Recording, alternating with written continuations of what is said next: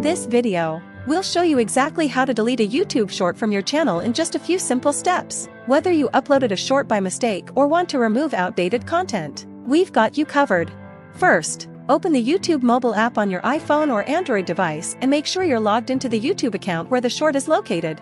Next, tap on the U section at the bottom right corner of the screen, which will bring you to your profile page. Then, tap on View Channel to see all the videos and shorts you've uploaded.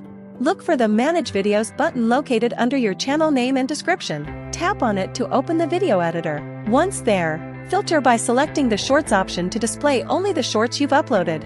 To delete a specific short, find the one you want to remove and tap on the three dots on the right side of the screen. This will open a menu. Simply tap Delete. You'll be asked to confirm if you're sure you want to delete the short. Tap Delete again, and the YouTube short will be permanently removed from your channel.